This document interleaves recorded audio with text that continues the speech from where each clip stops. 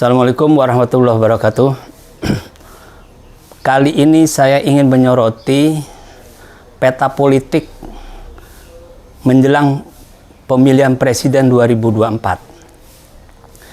Kita ketahui bahwa peta politik kita ada dua koalisi besar yang telah terbangun. Satu koalisi KIB, Koalisi Indonesia Bersatu, yang terdiri dari Golkar, PAN, dan P3. Yang kedua, koalisi Gerindra dengan PKB. Nah, dua koalisi ini sebenarnya tersandra juga oleh partai besar, yaitu PDIP, yang memiliki suara 20% lebih. Bahkan partai ini bisa mencalonkan capres sendiri tanpa koalisi dengan yang lain. Sehingga ini menjadi rebutan di dua koalisi ini.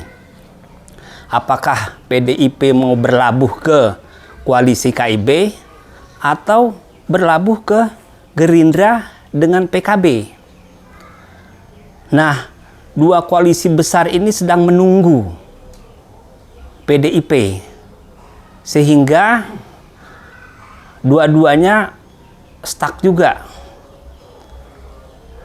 Di lain koalisi, di luar koalisi dua itu ada tersisa Nasdem, Nasional Demokrat, PKS, dan Partai Demokrat. Nah, ini juga problem besar ketika belum terjadi koalisi secara resmi, baru wacana saja. Bahkan Nasdem sudah mendeklarasikan Anies Baswedan sebagai calon presiden. Sementara respon PKS dan Demokrat belum merespon, sehingga menjadi GR sendiri Nasdem ini. Sampai orang banyak menilai bahwa Nasdem terlalu cepat gitu mendeklarasikan sebelum membangun koalisinya gitu antara Nasdem, Demokrat, dan PKS. Kita ketahui bahwa membentuk koalisi ini sangat berat. Antara lain dia harus meninggalkan ego sektoralnya, terus juga harus mengukur kemampuan masing-masing partai, dan juga harus berjiwa besar, harus negarawan dia sebagai partai politik juga. Tidak bisa dibilang bahwa harus jagonya, harus kadernya. Nah, ini yang tidak ada di antara ketiga partai ini, Nasdem, Demokrat, dan PKS. Sehingga agak sulit untuk terbentuk satu koalisi yang sempurna seperti kayak KIB dengan Gerindra dan PKB. Nah, ini yang menjadi sorotan saya juga. Betapa rapuhnya Nasdem ini menjagokan Anies Baswedan, karena belum ada koalisi yang cukup suaranya untuk mencapreskan Anies Baswedan. Kendaraannya itu belum cukup. Nah, ini menjadi bulan-bulanan. Bahkan yang saya dengar beredar informasi, Demokrat bersikukuh dengan kadernya sendiri, ketua umumnya yaitu AHY, untuk mencapreskan juga. Padahal suaranya juga nggak cukup. Begitu juga PKS. Dia mendorong juga kadernya, antara Hidayat Nur Wahid atau Syekh Al-Jufri atau Ahmad Saihu. Nah, ini menjadi problem besar di luar koalisi KIB dan Gerindra ini. Sehingga kemungkinan tiga pasangan ini agak sulit gitu. Padahal memang tiga pasangan lebih ideal gitu, supaya tidak terjadi terlalu polarisasi.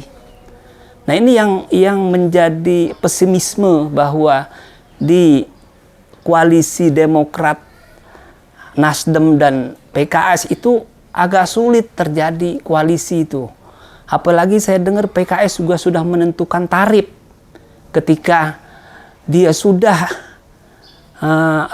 mencalonkan, dengar-dengar Sandiaga Uno, ya, dia ini memasang tarif juga bisa lebih ya dari mahar Sandiaga Uno. Nah ini menjadi ironis gitu, menjadi sangat lebih menjauh lagi dari koalisi, dari norma-norma koalisi, sehingga tidak mungkin terjadi koalisi ini. Bahkan nanti diprediksi Nasdem akan jalan sendiri. Anies Baswedan juga terlunta-lunta, tidak jelas ada benderanya. Nah ini yang menjadi sorotan publik juga. Ketika Nasdem ini sudah terlalu dini mendeklarasikan capres Anies Baswedan sebelum membangun sebuah koalisi yang sempurna. Ini yang dikhawatirkan. Bahkan memang sudah menjadi gejala-gejala ini akan tidak terjadi koalisi itu di antara Nasdem, Demokrat, dan PKS. Sehingga ya bisa game over, yang akhirnya skenario dua pasangan ini akan terjadi gitu. Nah kalau ini terjadi, ya sudah selesai reputasi Nasdem juga, ya. Makanya harus mengambil sebuah sikap yang berdasarkan perhitungan gitu. Tidak sekedar hanya antitesa, antitesa, membuat sintesa gitu. Tidak bisa begitu. Ini bukan teori gitu, tapi ini sudah praktis gitu, politik praktis yang harus berdasarkan kajian-kajian keilmuan dan juga studi lapangan gitu, yang realistis gitu.